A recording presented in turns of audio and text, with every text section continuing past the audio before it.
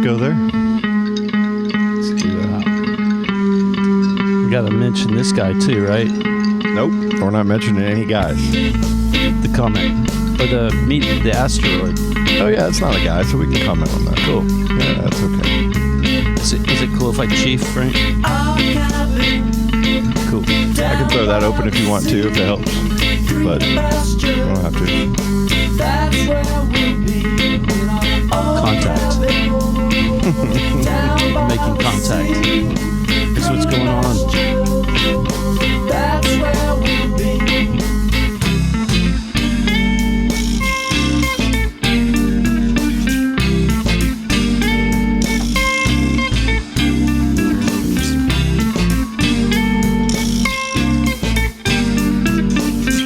See all that stuff there? Dad?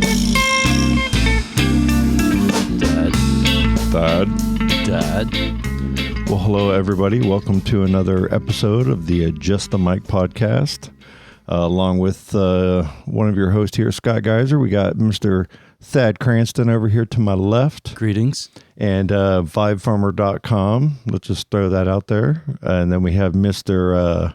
Frank Robb. In the house. Hey, happy to be here. From EEARSS.org. EEARSS.org. Ears. I spell that wrong a lot at first. I start to spell it out and I get one S in there. And then I throw it up to do a hot link to the website or something. Oh, wait. Two S's, guys. It happens. Alligator Rob, ROBB.com will take you to the same place. You got that right. Oh, it will. Heck yeah. It's pretty fancy that way. Well, it's really good to see both of you. Frank, it's been, we were just talking about, it's been like a year maybe since It's been a minute, yeah. Since we've hung out. For sure. It's been far too long. Which I think things are good and busy in that sense. Yeah, looking forward to talking about it. We have a lot of things going on. It seems every time I get a chance to take a breath and do something like this, that it just gets piled right back up on top of me, which is a beautiful thing, because when you love what you do, it's a beautiful thing. You know, and that's what we're all kind of striving for, and then we get there and go, oh my God, it's so much, overwhelming. But you have to be able to grind through that to reap that benefit of that reward at the end of the tunnel there. Ooh, that's so good. That reward right there, you're dragging Isn't that good? Yes, Scott's got us a plate of chilled and already peeled out dragon fruit. It's all sliced up. Heck yeah. It's very good. And this here. Thaddeus told me something a long time ago that has stayed true to this day, which is if you want it, you got to grind for it. You got to work for it. Indeed. And you got to be willing to put in the time and the work and the passion, and you got to care. You got to care. Yep. Caring about it makes a big difference. That's you see that when you are talking about coaching in sports. You see it in in businesses. You see it in Frank's a coach. In every aspect of life is caring, and that's a good conversation actually to have that we'll get to at some point. And this is episode 227. It is we're at Tuesday the 4th, November 4th, I think. True that. It is. I definitely want to let's try this out. That dragon fruit right there was the last batch from out back that I sliced up, the last ones that I picked, and they're really good, man. We've been doing smoothies with them and just everything. Sugary. They're not that sugary, so I feel like they're just real nice to eat. They don't sit in your mouth with the sugar content afterwards. And those seeds, man, I feel like they're just little fibers that are just helping push that stuff down, man. I love them. It's kind of neutral. Yeah, right?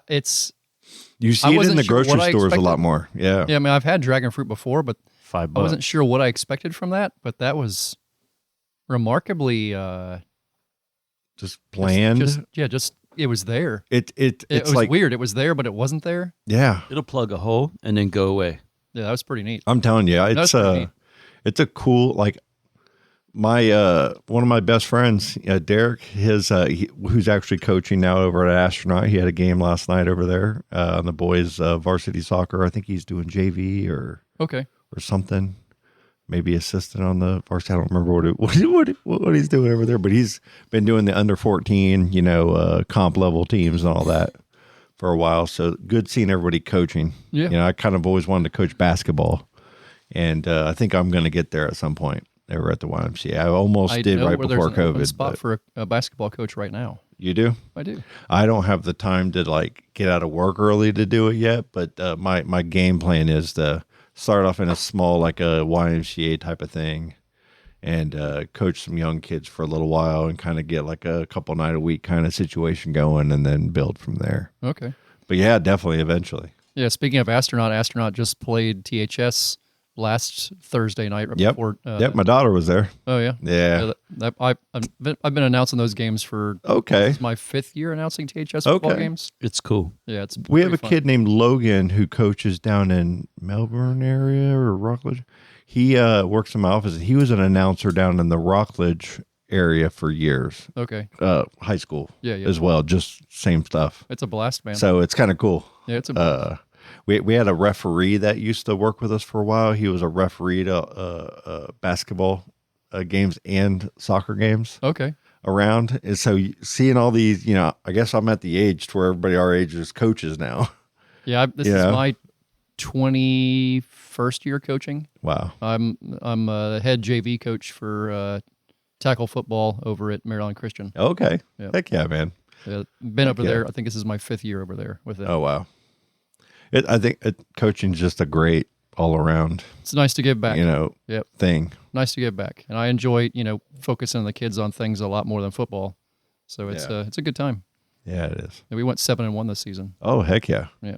My sister's over in Arcadia, and her fiance, Javi, he is coaching the girls' softball team. Okay. And the first year they were kind of second year, and this year they're like undefeated or 7-1. And it's all these kids that they play to have fun. It's not they're not like a competitive team, but they're beating other competitive teams because now they really have fun.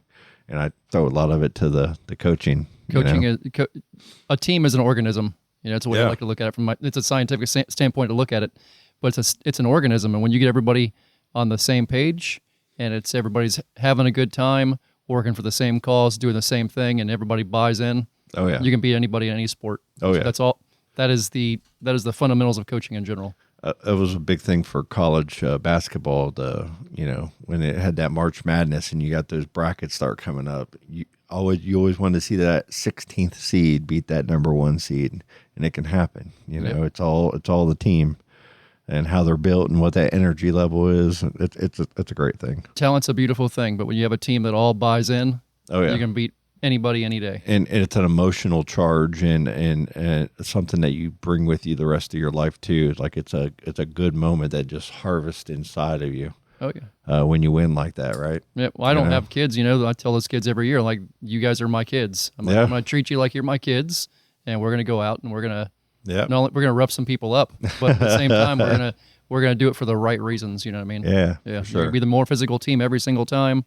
We're going to play that way, and we're going to. Heck yeah. Yeah, we're going to get it done. I love it, man. That's good stuff.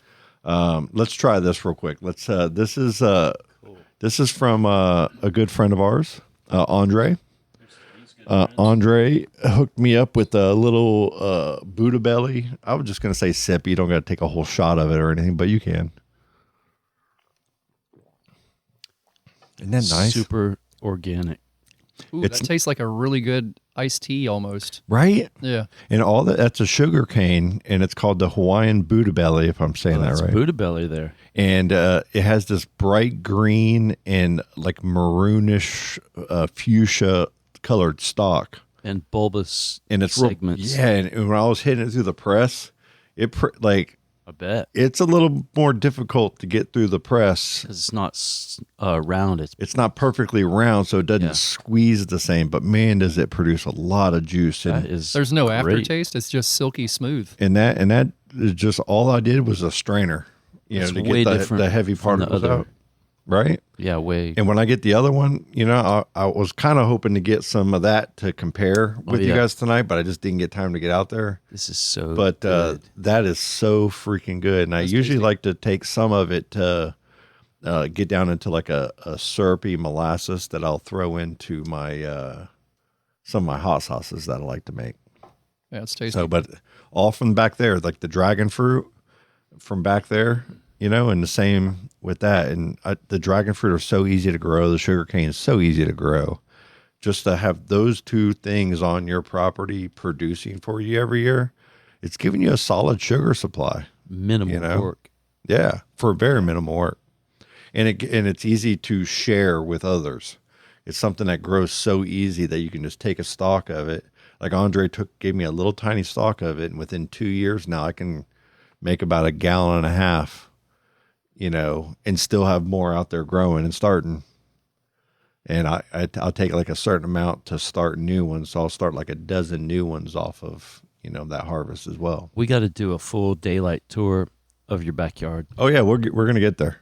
Everybody freaks out about public sweet tea. Mm-hmm. That tastes like that, but better. This is like it sort of reminds me of a sweet tea. And it's not like, and I love public sweet tea. Am I wrong though? I mean, it's a lot of similarities. And it's good, but it's so less. It's less sweet. Like, oh yeah. But the flavor in the it's rich. The organic, exactly. Silky smooth. Rainwater, Florida soil, and that's just raw pressed, and just brilliant. Like, thank you, Andre, man. I'm so happy with that, and it's beautiful to look at, and it's amazing. There's no weird aftertaste. It's just silky man. Smooth. Heck yeah. That's 3 hours later. Good Lord. Man, let's transition over and talk about some of this weather that we've been getting. Like, I was last weekend, I was out with my sister at Busch Gardens, and on Sunday we were driving home, from Tampa, and I'd say about 4 p.m. we're hitting Orlando, and the rain's starting to come.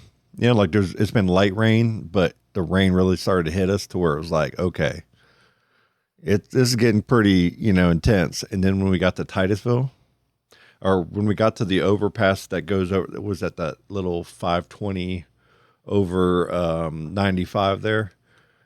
There's cars all over the side of the road on 95. The rain was coming down so hard at that point. And we just kind of went straight down, towards Port St. John police station corner there, and went past Target and came home that way, just a slow way. And when I got home and I looked out back, it was like 5:30, 6 o'clock. Water was already up on my back porch. By 7:30, 8 o'clock, by 7:30, 8 o'clock. And that's that picture that you just showed me. This one. Do you know who that is? Who is that? That's my ex-wife, Andrea. Oh, is that over by South Lake? Yep, that's her. Wow. Right there. And look at the side. It says low-hanging wires.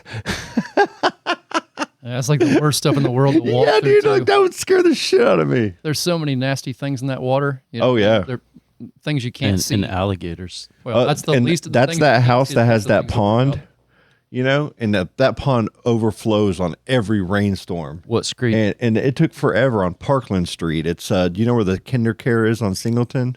Right, they had that little weird triangle hump over the Singleton right now that's pumping water. Well, it took them 4 days to get all the cars out, because luckily her car was on the concrete on the circle out in front of the house. The other three friends, even their trucks. That's Shrum, Walter Shrum. That's their old house. That used to be our woodshop teacher at Astronaut. I think that was his name, Mr. Shrum. And that's Larkin's house. That's her garage right there, and that's their cars. The water was all the way up to the bumper, to the higher end of the bumper. Both of those cars did okay, though. They didn't get so anybody. And this out. And that's her back porch, Larkin's back porch that night. My back porch, I went into that. I had this little room that I put stuff in to the left over here, my back porch, and I was shin deep, so I was at least 10 to 12 inches under there, and it was really because I have these little side gates. They were open because we're out of town, and the dogs they used the bathroom there. And as soon as I shut them, it stopped the flow of water from the side of the house just pushing this way. And then the pool was full, so that was throwing water towards this way. So I was like panicking. I didn't even know any of this was happening. So Sunday, you're coming back, and it's starting up. Kyle and 8 Minute Miles was at the studio, and they're like, "Damn, it's starting to sound like thunder," and then it hit like right towards when the sun was going down. Mm-hmm. And just for some perspective, so I think West Mims roughly got like between 6 and 10 inches, maybe. More probably, yeah. We got like 6. Mm-hmm. I think my dad measured 6. Summers up in Scottsmore got 3, and down in Port, we got 17 in Port St. John. And Titusville got that as well up by the hospital. Yeah. Wow. Like a US 1 thing. Wow. I guess it was about 9:30 that night. I was like, man, this is like, I've never seen anything quite like this before. It's nuts. I'm like, you know what? I got a pretty big truck. I'm going to go take a ride and see how bad it is. Like, there was a fire truck stuck on the side of the road on Curtis. There was levels of water in places that I've never seen before. So I'm like, I'm driving around going, man, this is everybody pulled off the road, cars abandoned. I mean, it was crazy. And I came across this car on Delespine down the street from me, and they, all the flashers are on when I pull up. They're in a bunch of water. They're kind of in somebody's side yard. Looks like by mistake. Singleton. Pulled up there and rolled the window down, and there was a guy and his wife and their kid in there stuck. And they were stuck there. And they're like, well, I asked them where they lived. They said they're on the street, so I got them out of their car and drove them home. It was water they couldn't have drove through with that little like Honda Civic they had. So that was a true flash flood. It was never. I mean, born and raised here. I've never even seen this part this bad. I've been on hailstorms at the same spot right here, and we'd go under that Kinder Care. They had that little over, little over the. That's a straight up swamp. And we would hide under their little, garage thing over there. And the vet was. We'd get under there, and there was just hail, just pow when we were in high school. But I've never seen water like this. Dude, that guy's windows down and everything. Yeah, that was a jerk thing to do. That guy just wanted that was right. T. Did you see that? Yeah. That was T. That's pretty messed up. See that fence line there? Oh yeah. Look at that. That's Shady Oaks. I don't know if y'all got into. Oh yeah. But it bowled up, and everybody, their houses got all their furniture. Yeah, it's insane. Cindy's house flooded. It was 4 or 5 days of. I mean, there's on Carpenter right now a lady that's kayaking up to her house to get things done. Saw it on the way here. And I mean, I've watched that pump since this past Monday. That pump has been nonstop pumping water, and I only see it down like 4 or 5 feet right there. Other air, like back here, it came all the way up to my wall. The water did, and then it quickly went back. Only because this last 2 or 3 months in our neighborhood, they finally have been fixing all of our drainage and doing everything. Good and job. They just got done doing the fiber. I know, right? Had to. Getting the fiber stuff done. So all of that construction work is finally done. So we kind of got hit with that at the right time over here. But it was all the way, a foot deep on my back porch here, and then leaving the neighborhood the next morning and going this way. If I would have stopped my truck, I would have stalled. Like, it was that deep. It was all the way midway up it was hitting my radiator. The water, it was up there. It's weird to see places that are like high ground that just couldn't shed the water. Yeah. So these places that are normally like they got sand pines and yellow sand and all that, and they're bowling up. And yeah. You guys are just talking about a couple spots that hadn't let it loose, like Carpenter and Dairy. Yeah. Yep. Said. Yep. You're exactly right. Yep. A bunch of sewage spilled, a bunch of different places, but nothing. Yeah. We weren't ready for it. Not even close to it. And we, like, every neighbor is like, I haven't seen anything like this in my, all the hurricanes that we've gotten. Hurricanes, nothing in comparison to. We haven't seen that. It's hard I would think, for engineers to think, oh, what if they get 18 inches in about 5 hours? It's kind of can we I'm gonna just throw this out there just because we're from this area and you guys are gonna know exactly what I'm talking about. But just right across from South Lake, they built a whole new neighborhood over there. Oh yeah, and all of that property. When I lived over in Tanglewood, it was the first home that I've ever purchased, and I'd go to the homeowners association meetings. And when we'd go, there was a woman that there, and she would talk about, she was on a board of water reclamation, like where all of the recharge zones for our aquifers are. And she had a map that had all of the zones and Walmart was trying to buy that same property across from South Lake at that time. and she was going to court. I remember that to fight because the Walmart well fields, because that's a well field, and Tanglewood Sand Pines has like 2 well fields. One of them was right behind my old house. It was just a big, deep. I remember it well. And when it rains, like we would never get any kind of flooding because we had those back there that would just, we'd even look down and see it get filled up sometimes, you know? Yep. The more building we do and take the low areas and build them up higher and higher, you're going to see more and more of this stuff. It's not going to, this is the tip of the iceberg. Totally. Compared to what's coming. Well, the more we build, the more it's going to happen. And within just a quick amount of time, you know, they got rain after all that got built and the houses got put in, the for sale signs are going up. We had a rainstorm, it was a hurricane. And right there at that exit of 95 in Garden Street, it gets so filled up with water there because the water has nowhere to go and it sits. It's weird how they didn't connect it to that swamp right there. They didn't connect it at all, and it's still not connected. 46 and 95 as well. And going to work that morning, I couldn't take Singleton, right? I could take Carpenter down with my truck. And when I was right there in front of South Lake and I looked to my left, I got pictures somewhere. But I'm telling you, it was insane. Cars couldn't get off 95 there. They were stuck and having to try to turn around and go back on the 95 because they couldn't come through. Okay, you had there was like 3 or 4 cars stalled, and there was that tow truck trying to get cars out of there when I was there that morning. And it was like that's one place where that construction immediately caused that issue that wasn't there before. Okay, yeah, and then the second one, like. There's nowhere for the water to go. You know what I mean? It's right. The places you're talking about where the water should be flowing to, that's already got it. It's already got everything it can handle. Yeah. Now there's no plan to move it elsewhere. And then when you don't keep the culverts and the water structures underground clean, which happens as soon as they get full of trash or anything else, one of those things get blocked. Because Frank crawls around in them. Yeah, a project that big.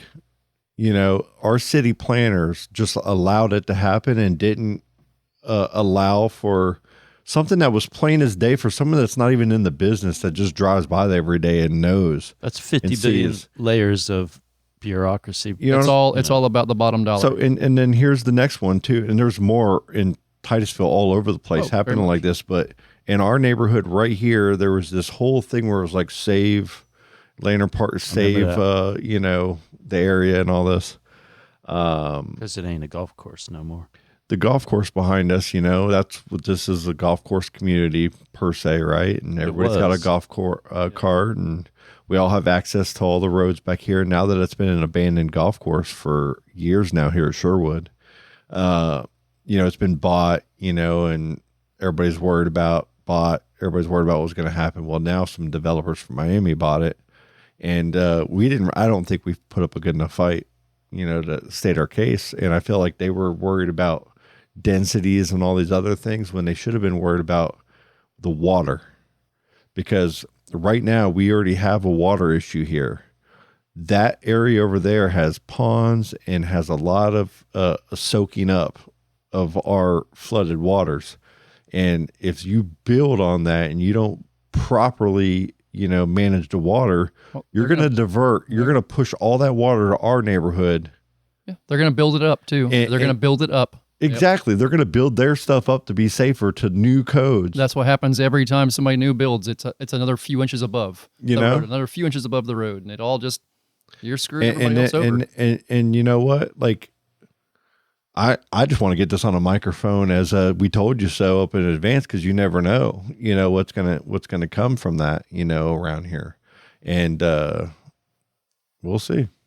Yeah, it's not going to be good. See. The more of this stuff you see, the worse it's going to get. It's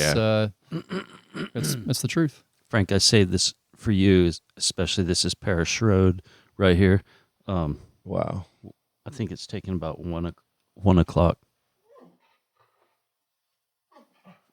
6 o'clock evening, but the high ground is bleeding off. You couldn't go through the park there. Is any of this you recording? This is all me. You know what you should, can I make a suggestion? No, Frank and I are trying to talk about some stuff. Yeah. But there's a high ground bleed off right there. That's eels, right? You should compile all this into one video for you on your YouTube page. Yeah. And maybe narrate a little bit of it. This is this area, this is that area, this is what happened, and then date the storm and everything. Dude, that'll get views for years. Cool. People will go back to that. You know who's getting views? This guy. That's Indian Mound. Yeah, I believe it's Indian Mound. Cool. And that's an awesome piece of land that is, wow. Like in the winter, like family stuff or just get out there. That's a cool place to be on that snappy. Heck yeah, man. So what's going on, Frank, man? What you got going on, man? Dear Lord. So, Mr. How many followers you got? We just finished up video. Finished up coaching season. Mm-hmm. So again, we just finished up at Maryland Christian. That's done until till next July. Football announcing just finished up too, because that was the last home football game for the Terriers. Okay. On Thursday, I believe they made the playoffs. Did they? I think they're going to the playoffs. Yep. I heard they had a good team this year. They did. Yeah, it was. It worked out pretty well. That was Matt Diesel's first year. Okay. He was a year or two behind me when we graduated THS, but graduating there, he's been at Cocoa for a while. It was cool to see him come back. Yeah. He's putting together a pretty awesome team. I love to hear that, man. I love to see a local Titusville. Yeah, alumni. Yeah, man. Yeah, pretty awesome Go stuff. Get them. Research is in full swing, the biodiversity research. We're doing that on some U.S. Fish and Wildlife properties that are, kind of off the beaten path. Some pretty neat stuff. Just putting in a bunch of new camera arrays. We kind of developed a new way to go about doing that. We're using 55-gallon drums and kind of working out some new parameters behind all that stuff. And then our gator research will be kicking back off again in January. That'll be our third year of this preliminary study here on the Space Coast, focusing on the Indian River and Banana River. We're, dear Lord, I think last year we ended up at 132 alligators, and just maybe a little bit less than that the first year. Got a couple new interns. Yep, Lauren and Taylor. They're going to be kicking off all their stuff and working on their ayacucks and all that stuff, so they can have the ethical animal treatment standards from the University of Louisville. Got a bunch of educational programs going on. Got EcoFest. Go Cardinals. Yes, indeed. Yep. I grew up there. Yep. Got an EcoFest coming up. Dear Lord, it's 3. Yes, it'll be May 23rd in Cocoa Village at the Civic Center. It's actually going to be 2 events in one. There's going to be an event going on that morning being held by Jake Estrada and Rick from the Infinite Mushroom. Okay. They're doing a Comic-Con in the morning. Oh, okay. So that's going to be inside. That's going to be awesome. From, I think their event's going to be from 9 till 7, and we'll be kicking off ours from 4 to 10 outside. We have a couple. I love that. Big name. We got to get Rick on the show to talk about it. You should. I just saw him at Publix and was talking to him 2 days ago. You should. Rick's a wonderful guy. guy. His family's from this neighborhood as well. His mom grew up in the neighborhood, I think, or his parents. And he was at the last EEARSS, right? Yeah. Last EEARSS. I'm sorry. Infinite Mushroom.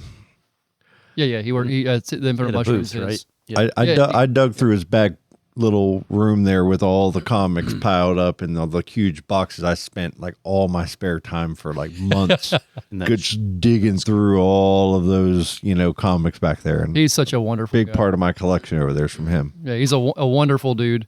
And Jake Estrada they're working together on this. I don't know if you know Jake or not. I do. I have one of his old comics. Actually, we donated it to Comic Book Tom on YouTube one time to try to spread word. But one of his first releases of Estrada's comics, he had I can't remember the name of it now. It was at Comic-Con in Melbourne that I actually went to.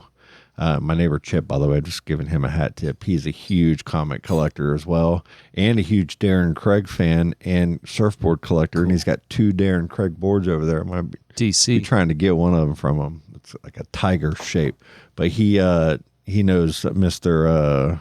Over at Infinite Mushroom as well. Oh, Rick. Yeah, he knows Rick real well. Yeah, I'll hook you up with either one of the guys if you want to chat with them.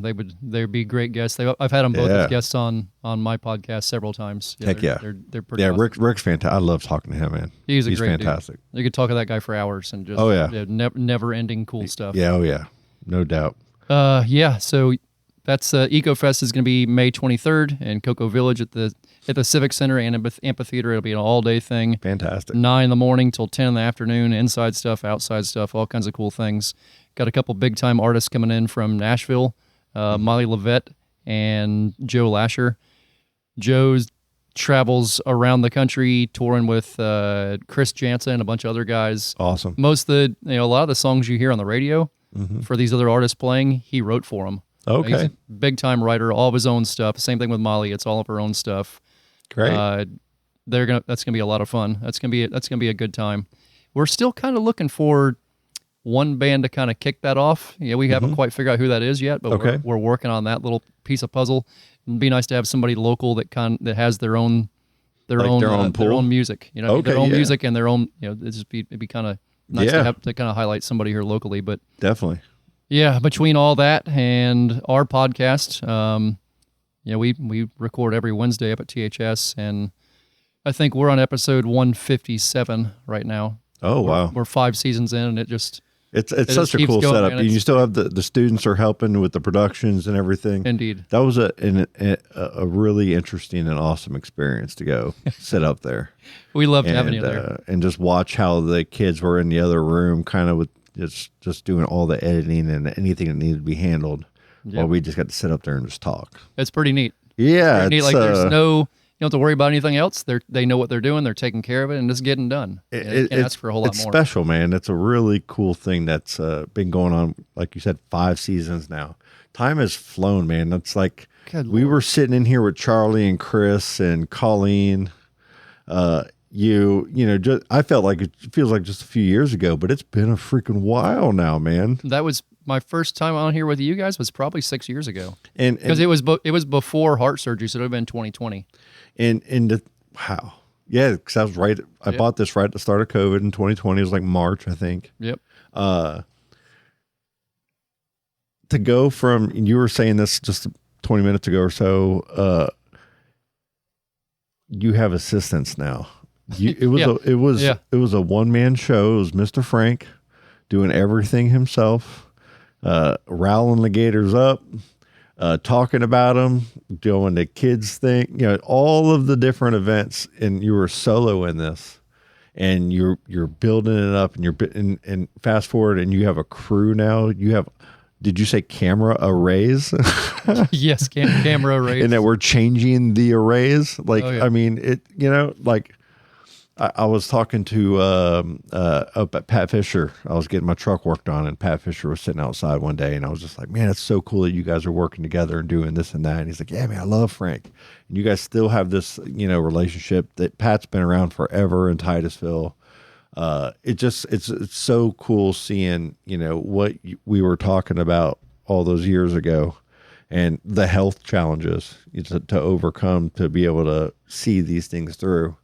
And to now, being here and being a part of all the things that you're, I can't even get you on the phone now. I try to talk to you, and you got the state of Florida's calling me. I got to let you go.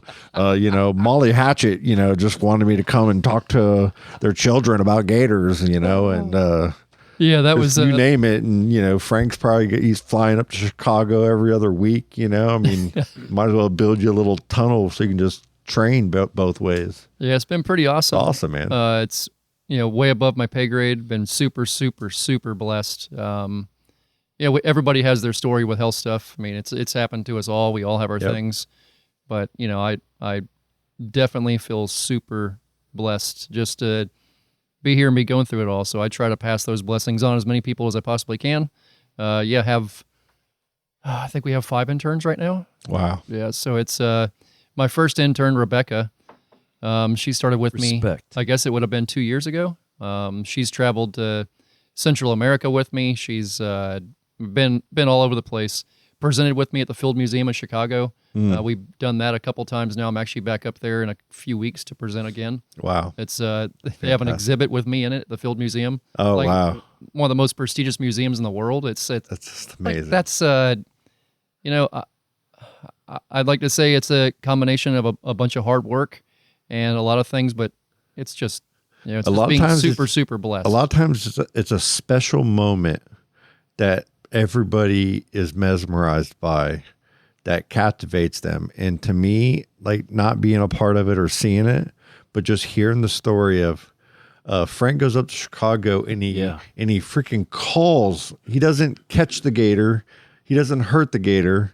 he sings it a lullaby to him. Hey, but he just calls it to him. He just, come to me, Gator, come to me, Gator, and the Gator just came up to you and just crawled up into your lap, and you all are best friends. And that's how everybody sees this, and everybody gets updates on this Gator because it's still alive and well. And where's it at? In St. Augustine. We'll be up there doing the control for our study down here. Yep. Week after next. And last year for that control, he was one of the animals we took blood from and grabbed blood from for our control. And this year I will pick him out of the lineup and we will grab his blood again. And I will.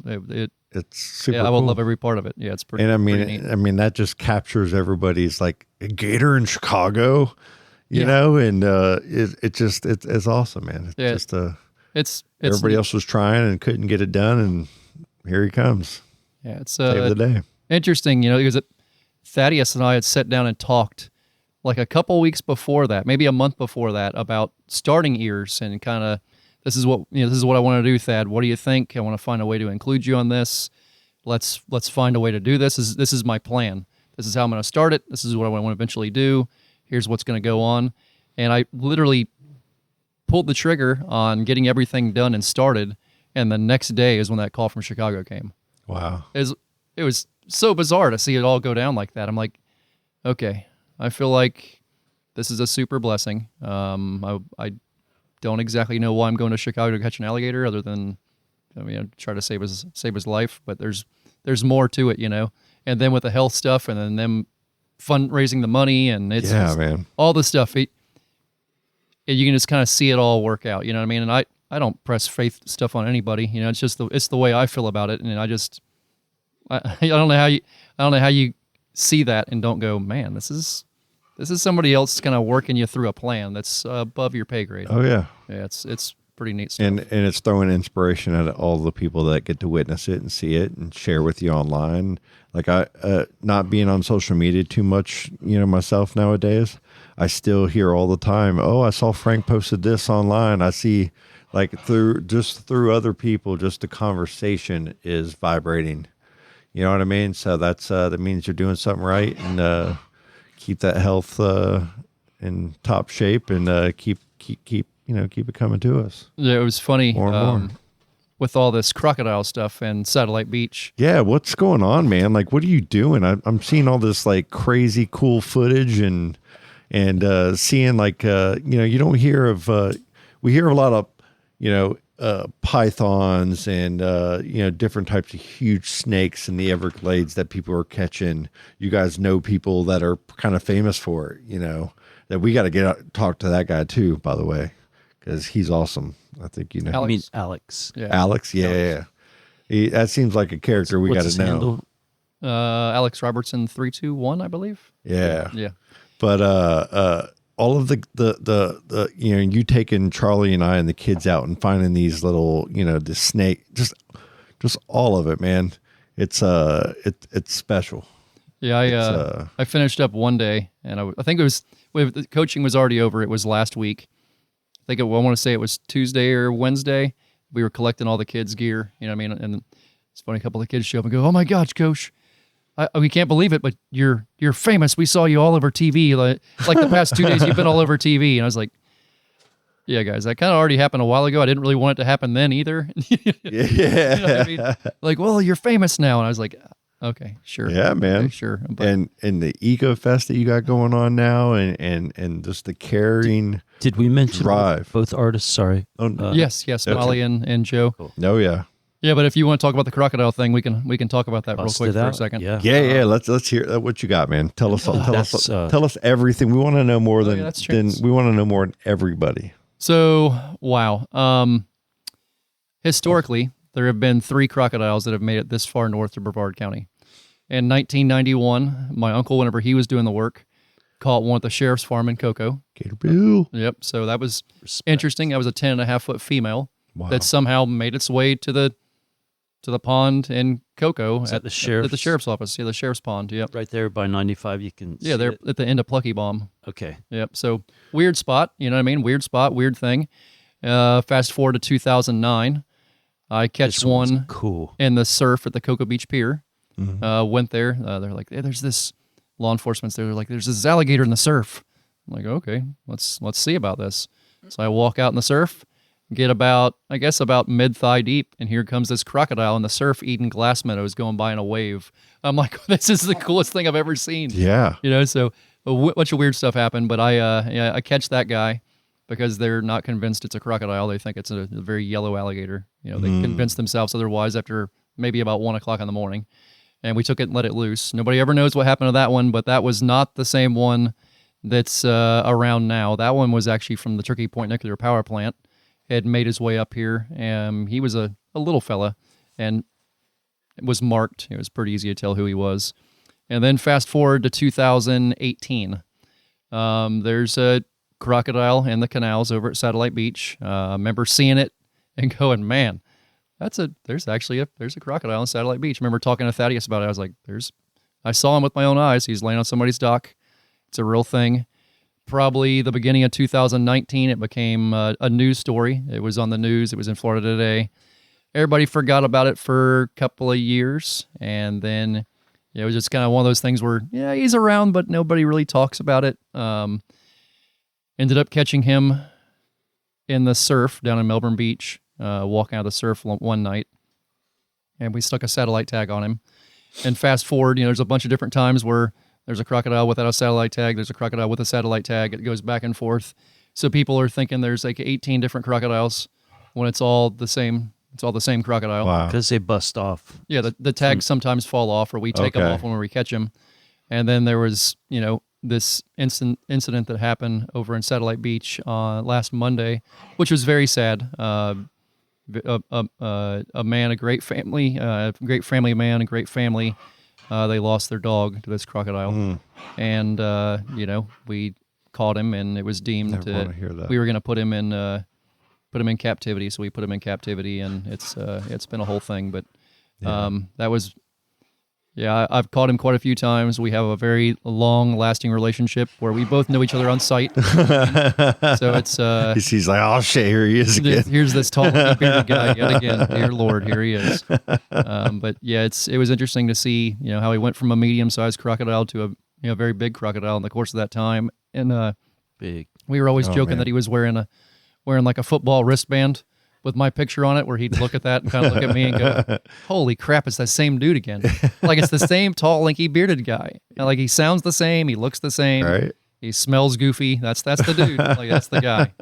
So we've had a pretty interesting long relationship, but that one's been all over the news here recently, and it's just it's sad, the stories that people put on social media are never actually the real stories of what's going on. Yeah. I wish people would just let that guy and his family mourn their dog without having to put pictures of it everywhere. That really upsets me, that somebody thinks it's okay to post pictures of that crocodile holding their dog. I mean, they have little kids, just that stuff ain't cool, man. That's not okay. I don't like seeing pictures of wildlife like that on social media anyhow, because people don't realize when you post a picture of an animal on social media, you're probably most likely signing his death warrant. That's probably going to get him killed.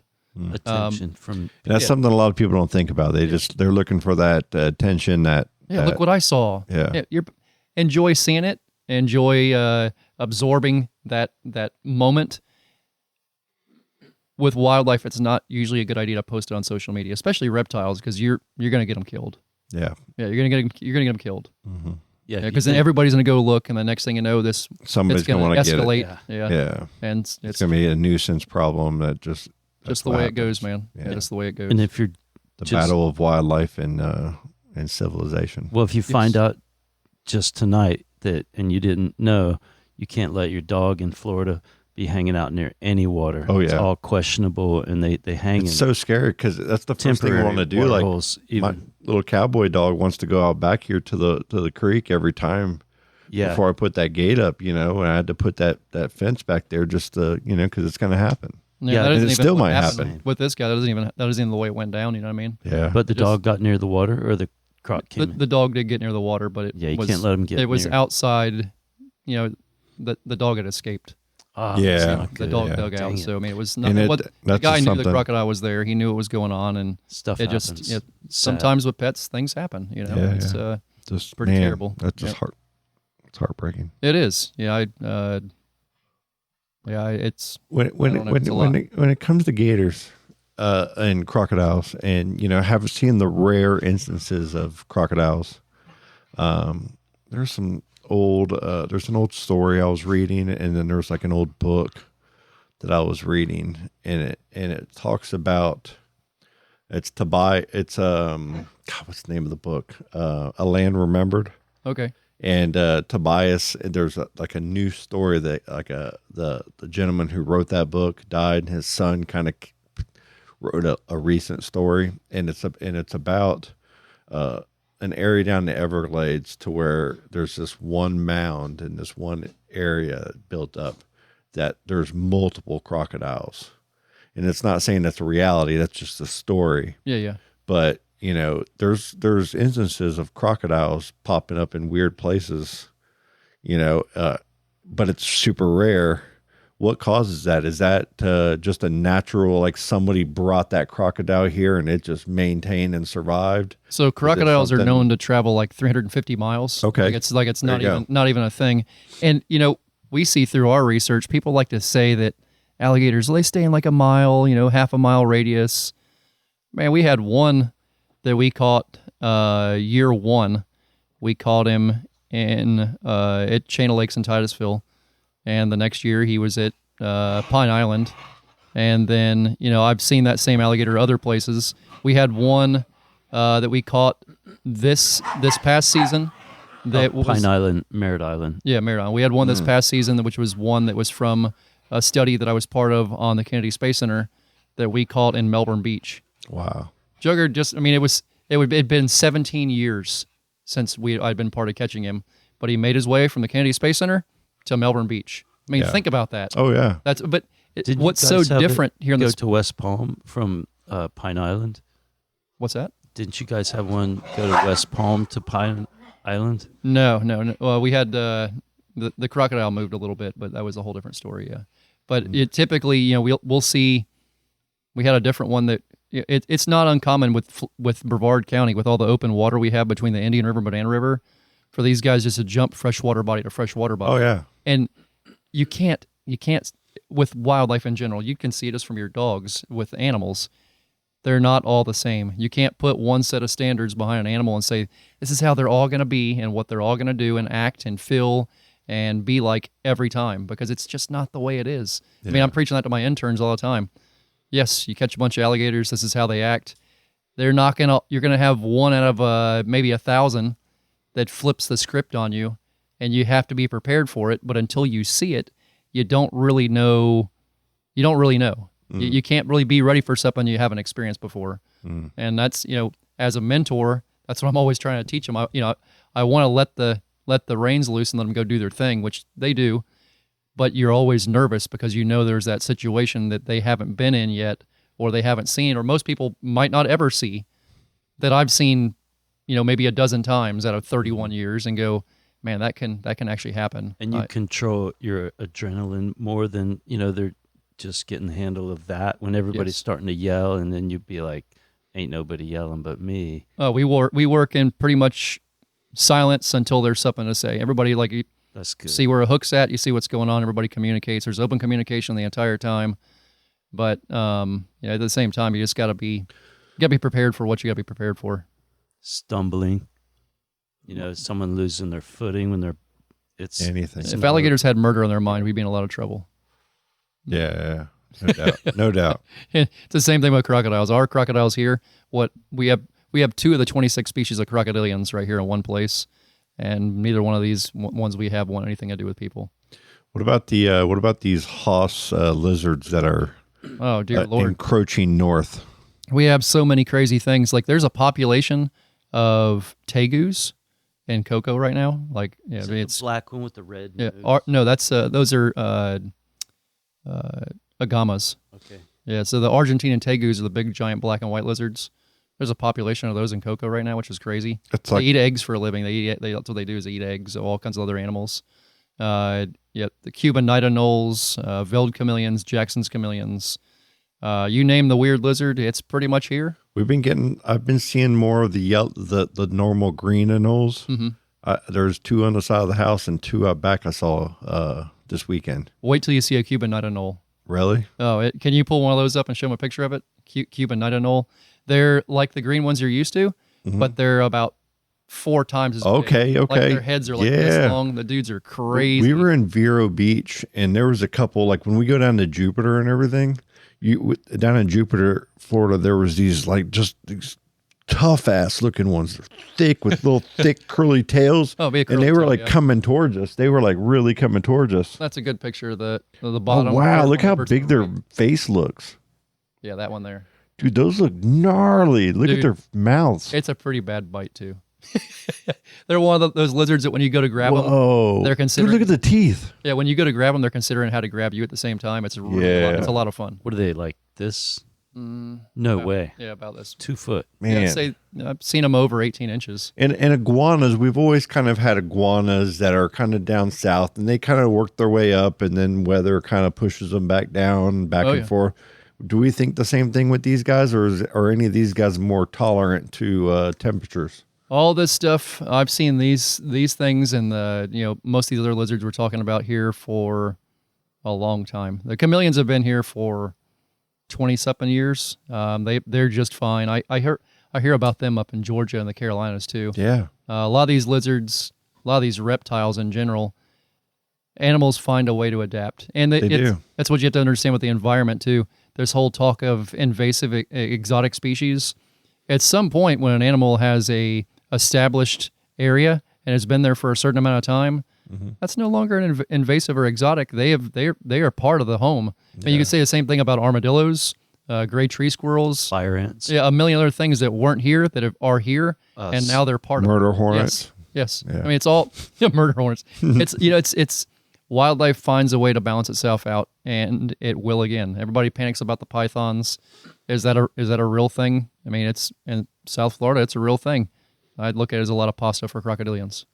Yeah. Alligators love their spaghetti. Definitely. But Frank knows about a green anaconda that was kind of around here, right? No, that was actually a red-tailed boa that was there at Midtown Fox Lake.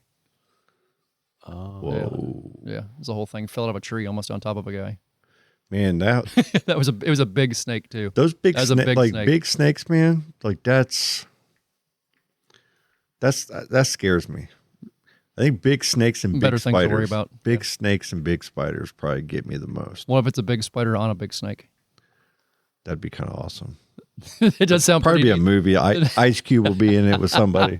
But it's the little brown recluse and the widow that's. Yeah, if you find a dry area, you'll find both of those things. Remember the what was it? The one with something to keep in mind right now with all the acrophobia.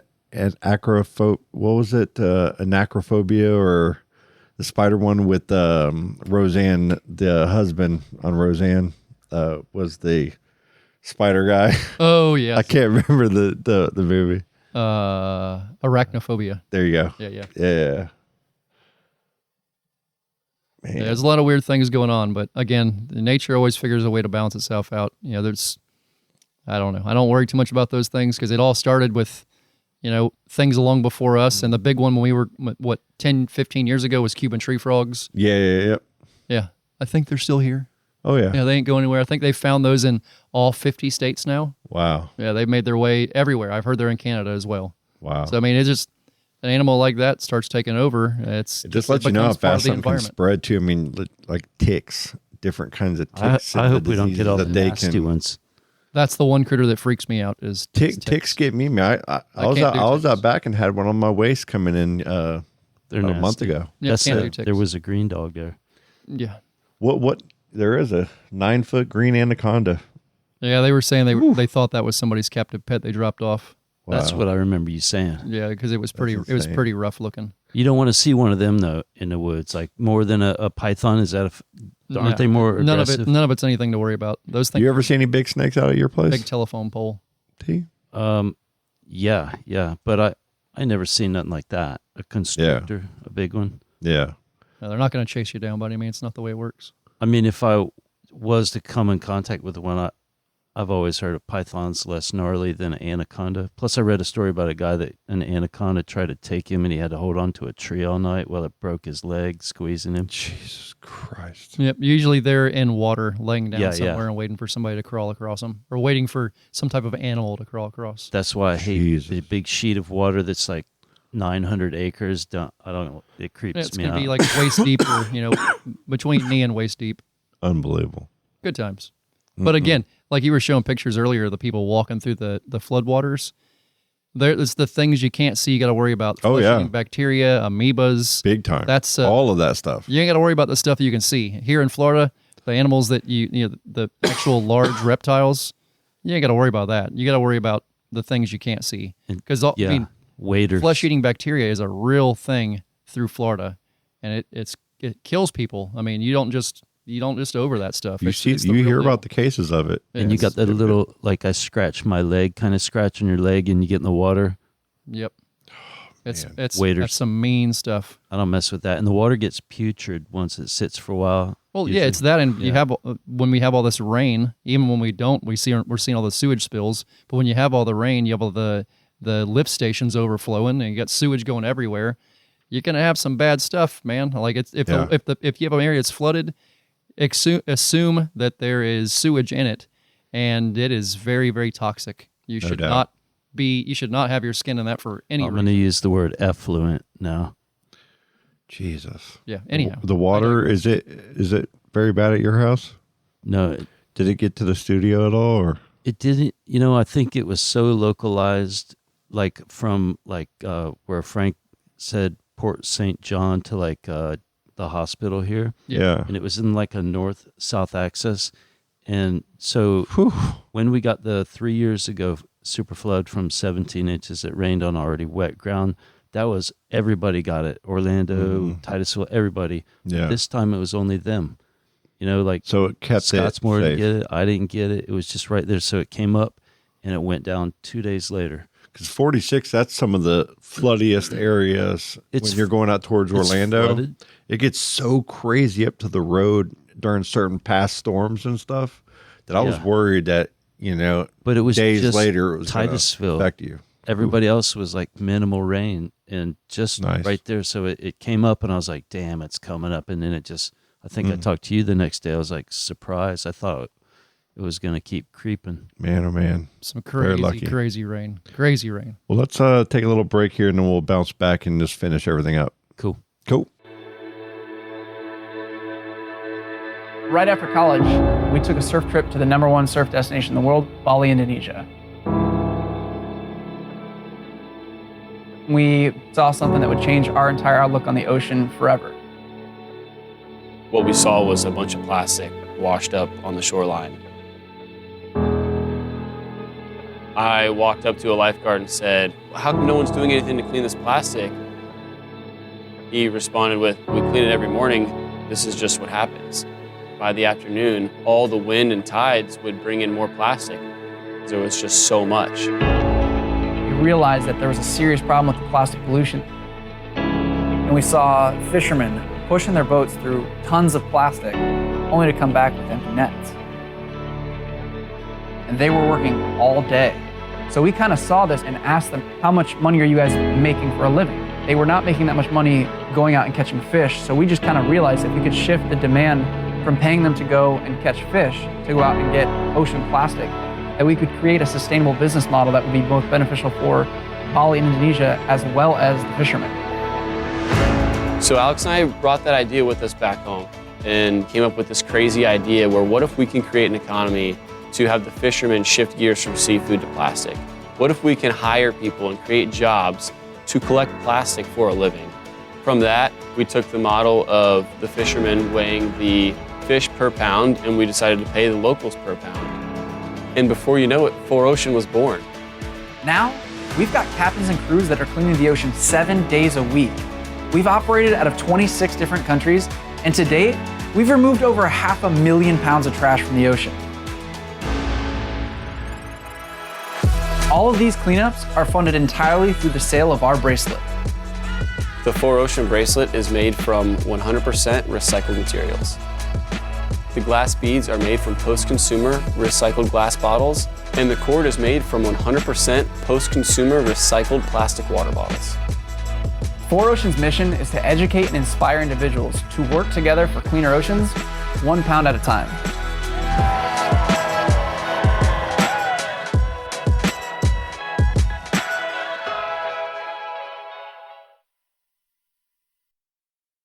Get closer. Playing the piano.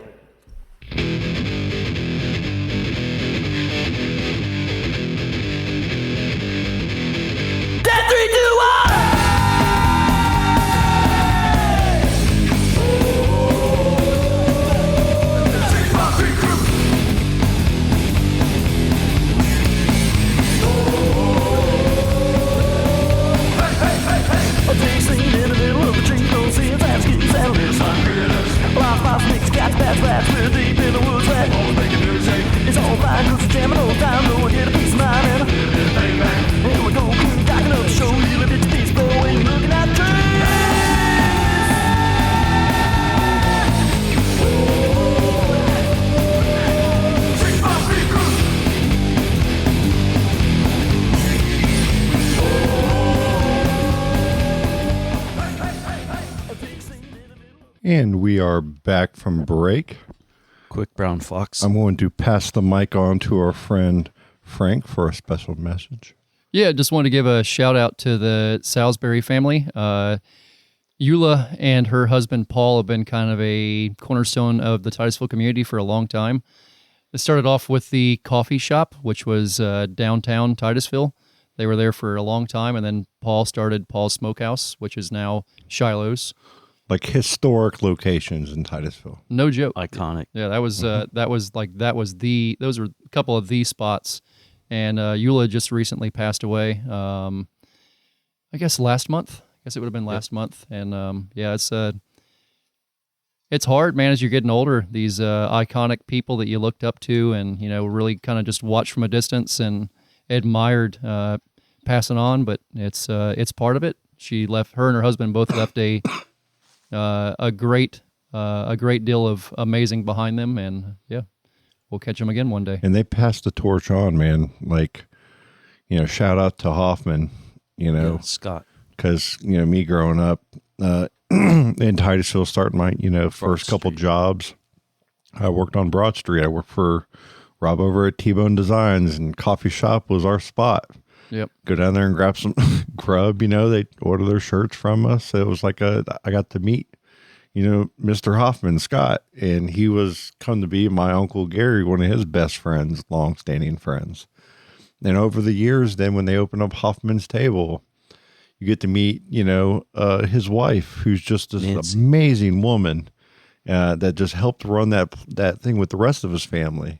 And to have that experience, he worked with Colleen for a long time over at the Playland Brewery as well. And he's got a long history in this area. And,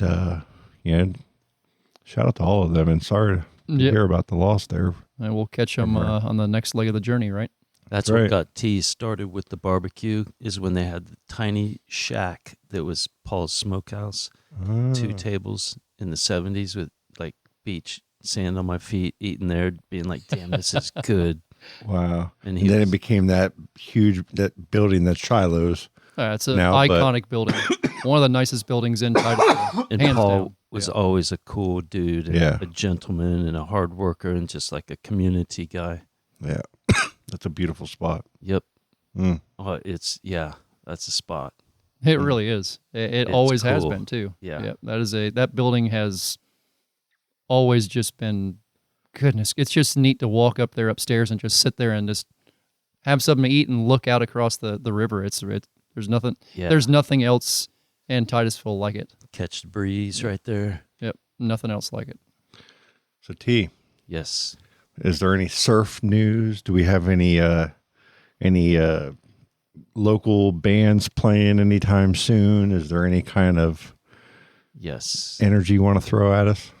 Yeah, T's been busy doing stuff, lots of music stuff, and missing a bunch of waves. But I talked to Jason from Smyrna, said he caught some, got a couple of days. I seen some footage of South Brevard County that was cool, and I think Miami in South Florida broke.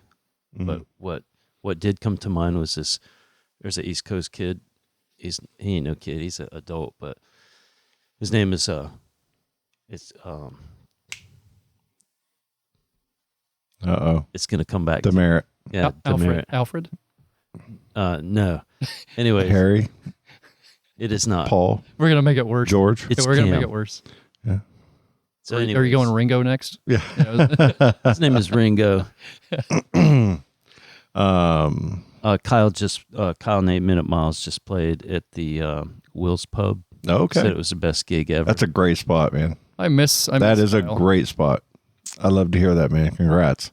And Flagman has been on tour. Mm-hmm. I think they just wrapped it up. They had a really good Okay. a really good run. Okay. West Coast. And we have some other. There's how's Quill doing? Quill Darling. I think great. I chatted in a little bit. Yeah. I chatted with Quill 2 weeks ago. Okay, how's she doing? Good. Great. Yeah, we caught up and talked EcoFest and a bunch of things, and just kind of picked her brain. I love it. Yep. That's great. I'm glad. Yeah, very talented person. Yeah, I've been kind of messing around on YouTube, and I built this little local playlist of anybody Thad tells me or that we know that has a local band here. I've been trying to add them to the YouTube playlist and just call it Central Florida Playlist. And I have it on my website at Lampin Media. And if you have any local bands you want me to throw on there, I never stopped thinking since let me know. The first EcoFest. I never stopped thinking about Jessica De La Cruz and how that's a good one. How talented she was, but kind of lost track of her. Yeah, there was a very, very talented lady. There was a Mira Mudd that we interviewed. Yep. That we actually have a few of her songs. I haven't played them in a while. I need to play them. Yep, lost track of Mira. And there's like 3 of them, but then there's no more new songs on her YouTube page or anything that I've seen. Yeah, but they were just awesome people that performed that day. Yeah, her and her mom are awesome. both performers. Mira's mom is too, and they're local. They're Titusville, I think. They were. I don't know if they are anymore or not. Yeah, I'm not sure. Yeah, just unfortunately and very sadly lost track of them because that was also a very talented lady. Where's what's his name? Clayton. Clayton's Cleanup. You remember him? Yep, him and his mom and dad are in Tampa now. Oh, are they really? They're part of a nonprofit, live on the property, and environmental nonprofit. Yep. Wow. Yep. That's a big step up because they are both working jobs, I think, over here and trying to help support his drive of doing all these awesome things. Yeah, his pop and I are still on a fantasy football team together. So I chat with him here and there. Yep. That's great, man. That's awesome. I love to hear that. Good people. Yeah, that was one of my favorite experiences about your first EcoFest.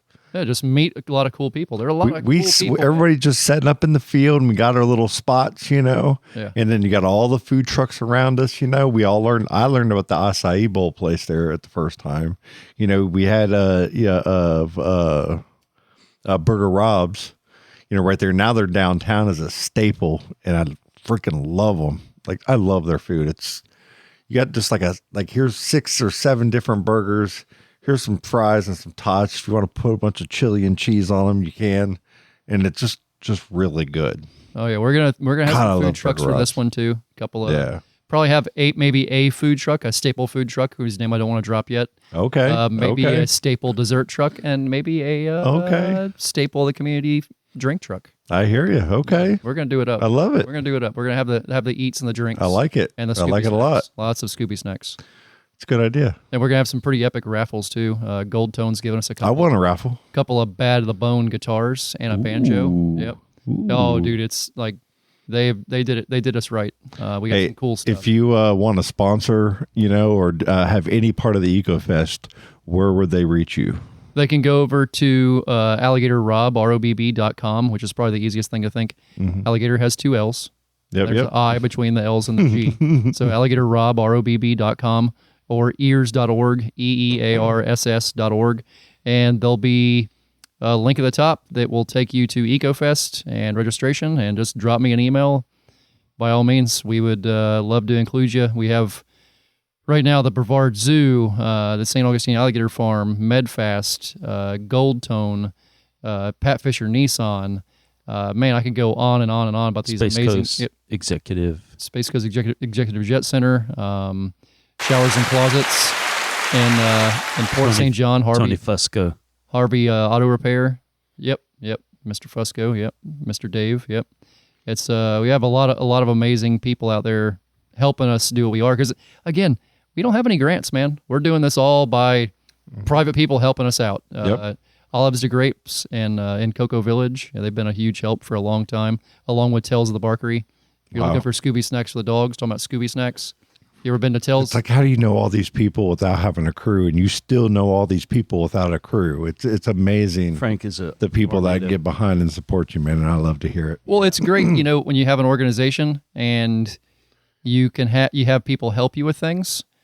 But at the same time, if it's your passion and it's your thing, you should have the lifeblood of exactly what's going on with every single piece of it. So I make a point while I do ask people to do things. Like I'll say, hey, Thad, can you take care of this? Or, I'll ask other people to take care of certain things. I still keep very well track of what's going on and keep those connections and talk to those people. Like every donation we get, I make sure I hand write a thank you letter to each one of them. That's their tax write-off. It's a handwritten note from me with our letterhead, like pouring my heart out to that person, telling them what their donation meant. I don't care if it's $5. I make sure they know how much what they donated meant to me and our organization. When you go to the EcoFest, it's when you see Frank there that day, it's he cares so much and it shows on his face. I've caught him in super amazingly happy, joyous moments, and the opposite of that moments, and it's just because he cares, and I feel it because I'm the same way. And it's you feel that energy of people, and when he goes to every booth, it's like everybody intimately knows the man, and it's because they believe in what he's doing, and that's why they're there. To kind of be at the ground floor of something that can get like a lot bigger as time goes. Yeah, we have speaking of that too, we have one of the goals behind EcoFest is not only is it a fundraiser for us, we're trying to highlight other nonprofits and things they're doing and really bring awareness to them as well. I'm blessed to, I'm not a rich man, but I'm rich in knowing a lot of people and having a lot of connections.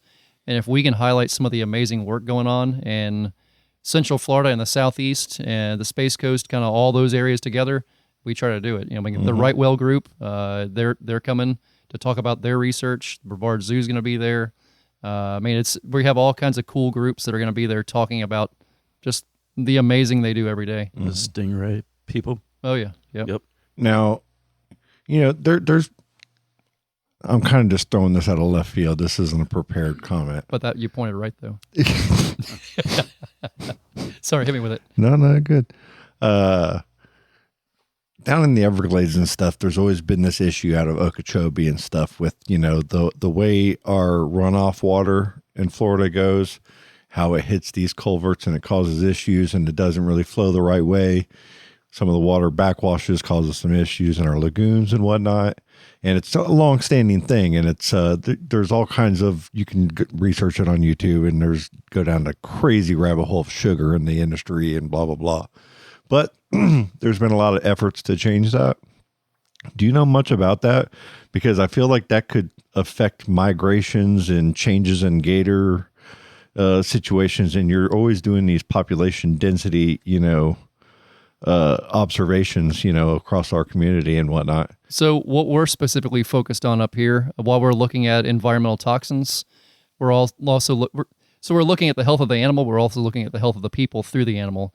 Alligators being an apex predator, and a long-living apex predator, they do something called bioaccumulation and biomagnification. That's the reason looking at apex predator is kind of the perfect way to see the health of what's going on. So we're looking at chromosome breaks, which a lot of the things you're talking about involve heavy metals, forever chemicals, like I say for the normal person, methyl ethyl bad things. So what we're looking at specifically here on the Space Coast is chromosome breaks, forever chemicals, and heavy metals. We've found that alligators, it's pretty much unheard of for an alligator to get cancer. We know they have a much better methodology behind repairing chromosomes than what we do. So we're looking specifically at the chromosome dealing with human lung cancer and trying to understand what the repair mechanism they use to repair that, and try to use that for human health benefits. Mm-hmm. Now, while doing that, you can also look at the other chromosomes, chromosome breaks, and how the local environment is being impacted. And again, whatever's happening to those local apex predators is exactly what's happening to every single one of us that live here. Like what you're saying is happening in the Everglades, that doesn't just affect the wildlife there, that's affecting the people that live there. Oh, yeah. And that's affecting the water bodies that are connected to that, which is pretty much everything is a watershed that goes across our entire state.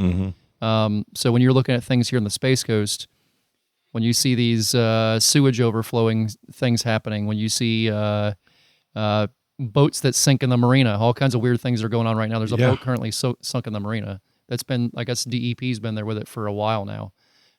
They just sit out there sometimes, and I guess there's one that just sunk in its slip at the Titusville Marina. In the Banana River as well. There's a bunch of them. It's crazy. Yeah. So all this stuff, it all adds up, and it's for any of us to eventually make a difference. We have to all get on the same page and make a difference together, because it's one thing not going right.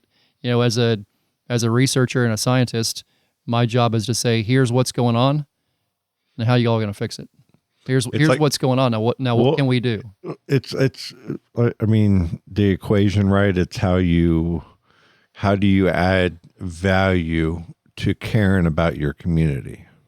Exactly. You know what I mean? Like how do you add value to that? You see these, 4Ocean, they try to use the plastics to create the things for the monthly, and it helps to get that patch, kind of chewed up in the ocean to get some of those particles out, which it's debatable on how even successful long-term that can even be, because of these microplastics and what gets down, and it's already down to the Marianas Trench. You know what I mean? Yeah. They're seeing it in newborn babies, microplastics in newborn babies. And it's just like, so then it's taking, that, information with, all of the other toxins and things that we consume in just everyday life in different communities, and how all this stuff's affecting us. And like your gut, they're still trying to figure out your gut biome and what that, how all that affects everything. And now a lot of people are taking these things that make you skinnier and stuff. And how is that going to long-term affect you on any changes of diets? Yep. And this isn't just the person taking it either. It's their kids and their kids' kids. And you might not see this like immediately from one generation, but a couple generations in the road, this stuff's going to catch up to you. Oh yeah, yeah. And it's a real problem to break those cycles of unhealthy habits, and diets, and a number of things, for financial, for just a self-trust in yourself to be able to raise a plant outside and grow it and then harvest from it and feed your family from it, not having to spend, like, just that process is a very low percentage of our population does that. You know what I mean? It's like Danny and Janice were big about that before Danny passed away. Every tree they planted in their yard was something they could eat, or like a fruit they could save. Like everything they planted in their entire yard was edible, which is really neat. Some of the most inspiring moments I think in my life were going to people's houses who had like multiple types of fruit trees, like the industrial steel here in town. The owners, Fred Wilson, grew up in the neighborhood where my grandparents, the Anellos, grew up in, and I got to go to his house once and look at all his dragon fruit and all of his apple trees and orange trees, you name it, he had it.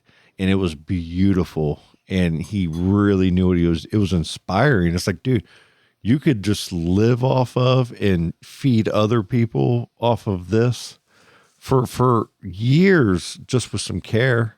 And then other people, like the Perry's house, like everything has a purpose. Like everything is doing something. And then you go to Thad's house and he can walk you around to all of these different plants and how they benefit you, and how they can, like cranberry hibiscus is something that can feed you as a sweetener as you can eat the leaves as a salad. It has all these, like your moringa trees, all of these different things you can just grow at your house instead of the crazy trees and stuff that you grow outside, of your yard that you barely mow or whatever. Like, what are we doing, man? Like, we should be really educating our like communities on how to like be a little smarter with the assets that they own, because it can actually do a lot of good for your community in the health way.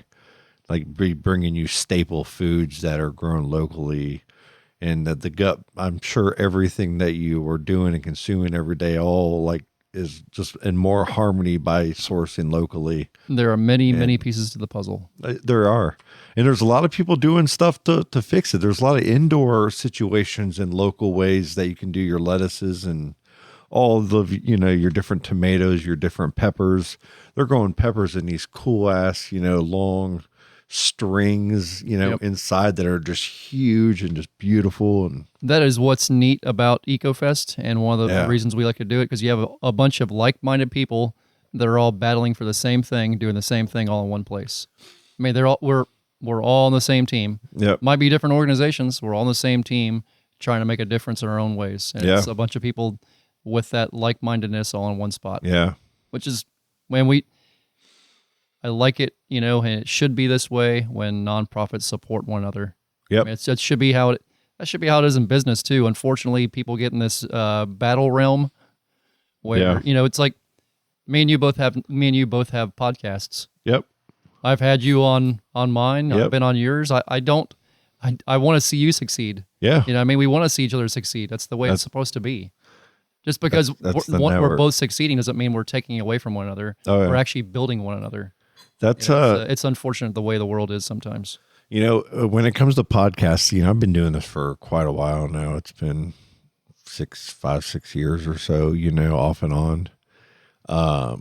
It's always been pretty fun to me. It has its moments when life can be stressful to put the time, but once you do it and you get through that, moment, you always appreciate that you did it. And you're like, man, I'm really glad we did that, because you feel the accomplishment. And but podcasting, it's had its ups and downs with a worldwide view. You know what I mean? It's like there's more and more people listening to it, but just the word podcast, I feel like I just love that it's natural conversations that you have with people. And I think it's a networking thing. With all of the podcasting people that I've listened to over the years, whether it was Tom and Dan out in Orlando, which is probably the first, and their radio show, it was always about supporting the other radio shows or the other podcast and saying, you should do one too. And then, in the early days when I listened to Joe Rogan a lot, he would push anybody who was on his shows, like, you need to have your own podcast. You're a positive person, or you're just like a unique person that has a lot to say that people would want to listen to. And those are the people that, with conventional media never had that voice. You had to fight your way to get there, or know somebody to get that shot, and you were the person.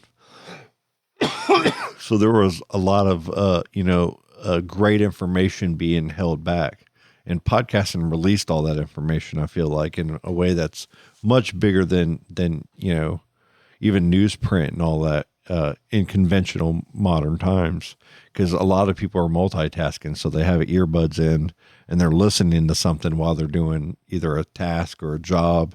Like, you go into most people's work now, where it was all, me and Maddie were talking about this today at work. Our office used to be open phones and everybody talking, and cell phones were just there but not used very often, and it was just, very loud. And now everybody's got an earpiece in because they're listening to a podcast while they're doing their work on typing and negotiating rates through emails and different avenues of communication, because the conversations have become to where there's various languages. You have various personalities. You have people that just can't pick up the phone that often. So you just got to be able to either text real fast or throw an email out. So the common voice now, it's like our office is a lot more quiet, unless it's like certain times of the day, or if it's like a real busy day. You know what I mean? So it just so much has changed. It's wild. You guys got a beef, I remember, about couldn't watch your game. Oh yeah. We're gonna we gotta. I want to talk about we're gonna talk about the Magic in the NBA here coming up in a minute. But when it comes to this podcasting stuff and everything, getting all those people, I've always just wanted to do it because of the networking and the friendships and the creativeness, and you never know what can come from that. There's opportunity within that networking, and the older I get, the more I see it as an important thing. And I really value podcasting as a whole, and I feel like it's the next generation of a social media in a way, because instead of you being on, like, it's been a blessing not being on my phone scrolling, being able to put my phone down, especially with my line of work, to be able to put my phone down. Social media became a huge part of my life, to where that was my spare time, communicating, talking, being in groups with Tom and Dan friends, and going to events and creating events and friendships and conversations and dating and, maybe partially stalking someone that you're frustrated with. You know what I'm saying? It was that every range of drama, and then you're not just on Facebook, you're Instagram, and then TikTok comes around, and there's this and there's that. And then my kids are getting older and they're starting to get phones, and I'm like, I don't think I want my stuff. I don't want to be out there like that anymore. And to be able to kind of take that step back, it's been like a real breath. This podcast is kind of what keeps me in topics and modern, other than getting stuck in a light, in your life and everything. It's just a bright thing. I love listening to what other people are saying on podcasts a lot more than I am on any of this conventional media that we're seeing right now, because it's nasty on there right now. It's a lot of finger pointing leaderships on all sides, and it's just so toxic to see and hear that. This is refreshing. We're talking about cool, things that actually are happening in the community, and things that help the community, and things that are, grounds, the militias, of communities right now are podcasts in a way. And that's what people are connecting on. And, the social media, but the podcast people are listening, man. I don't know. I think my rant's over on that. It's good. It's good. I went a little deep. I don't disagree. Yeah. So let's sports real quick. Yeah. What grinds your gears? I'm not a big fan of you having to have 18 different subscriptions to be able to watch a football game. Recently, I'm a Buccaneers fan, and I had to buy YouTube TV for one game. I have to have Amazon Prime and a Paramount Plus subscription for others. You need to have Peacock TV for certain games now, because that's the only way you can watch the Monday Night Football games. It seems to be... They've all got their hands in? Yeah, it's one thing after another, and there seems to be no easy way to resolve it. You can't watch everything on one platform. It's got to be 17 platforms, and it continues to get worse. And the more all these different teams have figured out the Cubs' way of doing it, which was Marquee Sports, and what they do is that you have to have a subscription to Marquee Sports to watch the Cubs games. And now every team is kind of taking that and getting their own network or their own little platform for you to watch their sports games on. You're seeing that outside of football, but it'll eventually make its way to football too. And it's kind of an ingenious model, but it makes it very hard on us, the consumer, to get what we want, which is to watch the game we want to watch. Yeah. Like, make up your mind, people. Do you want us to watch a football game or do you not? And if you do, why can't it all be in one place? Not its own thing. Just put it in one place where we can easily watch it and enjoy it and cheer for our teams. Because if you can't cheer for our teams, you're not going to want to buy merchandise.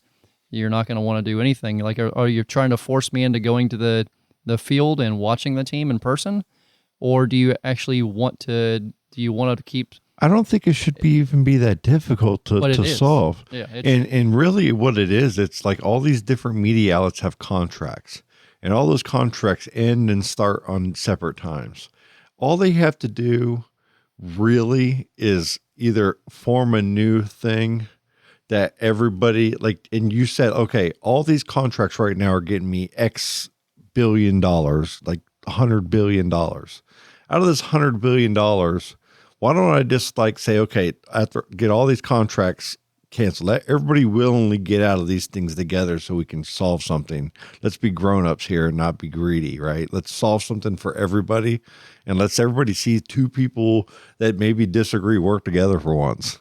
How would that would be a freaking change, for the good of the community? I mean, isn't that what sports is? Like when you had gladiator days, why did they do that? To please the people so they wouldn't get bored and revolt against their, leadership over mismanagement. They said, well, let's throw these parties and watch murder, or watch competition or battle or whatever the case may be. That's what it was built for. That was the whole design of it. That's why football, like when you get your little antenna ears and you go on channel 2 and channel 6, and those are supposed to be your local football for that day. And then, choice came in to where you can watch everybody's football all day, every day. So then everybody goes to get the red tube, and, you can still watch your local ones on those channels, but us being for the here most part, and you being a Tampa Bay fan though, no, it's just choice. You might get one, but there might be 3 weeks in a row where you don't. And then all of a sudden you get another one. And we've been that from Miami Dolphin fans.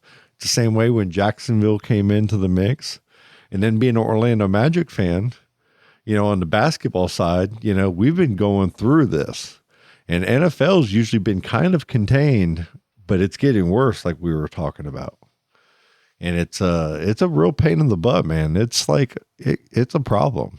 Yeah. We all are sports fans in our office at work, and we all talk. I hear them talking about it every day.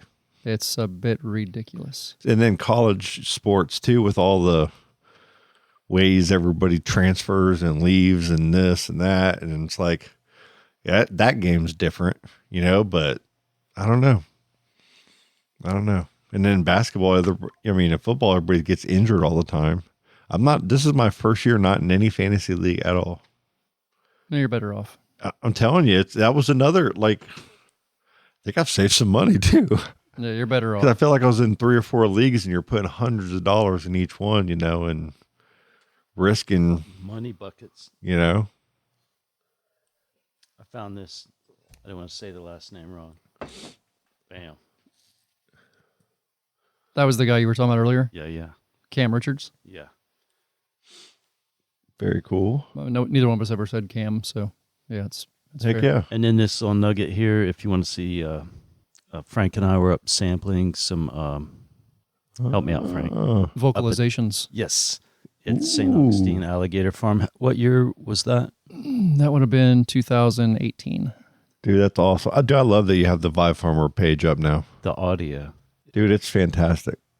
And you guys are making some songs with these, right? Yeah, we got a lot of work to go through them. I don't know how many species. I can't remember how many we had out of. I want to say we had 9 out of 26, which is this, now 28 or 32. I think this video has the Chinese one. Is that right, Frank? Yes. Yep. Very different. Yep. Chinese alligators singing, American alligators singing. I got to get on there and look at this one. I need to go on your page to make sure I'm getting updates on your feed, because I'm subscribed to you, but I don't have it notifying me when you put a new video up, because I want to see, dude, you're putting up awesome videos, and keep putting them up, man, because cool. These guys are growling. Frank's got them. And then, it shows you what, I forgot what. There's something funny we could say with just that clip right there, and just like sink it down into a smaller little funny clip too to throw. I'm telling you, it's fire that you're doing that. I love that you're doing it. Okay, we're mad at the sports for the way we got this. Now let's end this. I'm just going to give you all. Lay it out. I gave you a very optimistic beginning of the season, part of the Magic. Okay. And I think I was a little bit to where they might have a rough patch at the beginning trying to figure this all out with the new team and the new stuff. But I still think they have a very positive outlook to maybe be top 3 in the Eastern Conference this year. Here's what I'm going to say. Okay. it didn't start off so good. The very first game, we were great. Then we lost 3 on the road. They were tough games. Atlanta got us. A couple other bad games. Chicago got us. We were not playing good. We played out of sync. It just was not looking good. I still think we have a lot of kinks. Well, now we're getting the national attention because we are a pretty good team, and Paolo hasn't been playing his best. So now they're talking about him and being a problem, and we play better without him. I think I don't like that, because I think Paolo's fantastic, and I think they're all going to figure this out. We've already seen it work in instances, and they just need time to work it out. So I think what I said still holds true. We've won our last 2 games. I'm going to the game on Monday night when we play Portland Trailblazers. Here. So, here in Orlando. So I'll be looking forward to seeing how we play that night. I think Lori's going to be going to her first game with me, and then I think my dad is next in line, and then Silas. Silas went to, I think, 2 last year. So I'm going to try to get the newbies in. My dad hadn't been for a while. So he used to get season tickets. He actually took me to my first game in 1989 for the Magic. And after the game, I had a T-shirt with all the players, on it. And this was, we went around back, and they were playing Golden State. And I got all the players to sign the back of my shirt. And Sam Vincent, I got to sit in the back in his car. It was him and a Magic cheerleader. And I was sat in the car, and at first I go, "You're Sam Vincent. Can you sign my shirt?" And he's like, "I ain't Sam Vincent." And the girl said, "Yeah, he is. You better sign that young man's shirt." And he's like, okay. And he said, "Sit in the car." And he signed his name on the back of the shirt. He was always my favorite player after that. But so I've just loved the Magic for so long. And I really believe in this team right now. I really believe that we have what it takes to put something dangerous together. It's just not like there's a lot of potential. I started seeing Jonathan Isaac starting to play defense again like he used to. Desmond Bain, you got to start hitting your shots. Anthony Black, I think you need more time. Franz Wagner, just keep doing what you're doing because it's badass. Just keep doing that shit. It's really good. Our defense is starting to get a little bit better. I think they just kind of like the spotlight's on them and their young team. And I think it's time they got to get past all the cobwebs in the head, I think. And once they get past that, everything will be all right. That's all. That's all I got. Nice recap. Cool. Any last minute goodbyes? Any shout outs? Thank you so much for having me on here. I appreciate it. It was nice hanging out with you all. I do. It's always a pleasure. It's always a pleasure. Anytime. Honored. Seriously. Yes. Anytime. And congratulations to you just on all the hard work and all seeing it all pay off. And thanks, buddy. It's just proud of you. Like I said, it's a lot of hard work and a lot of blessings for sure. It's nice to see it all coming together. I love it, man. I've been working really hard on it. Love it, man. Well, keep doing what you're doing. We'll be in touch, I'm sure. Thad, always a pleasure. Likewise. I'll see you tomorrow. Maybe next for real. Yeah. Okay. And maybe another one of these next week, you said? Yeah. Probably Monday. Cool. Thank you, guys. Thank you. Appreciate it.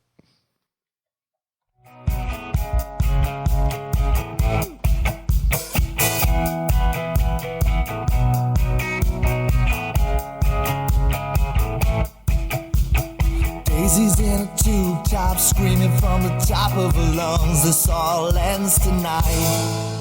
Daddy's on the floor, he's screaming for more, saying you're gonna be alright. Daisy's in a tube top, screaming from the top of her lungs. This all ends tonight. Daddy's on the floor, he's screaming for more, saying you're gonna be alright.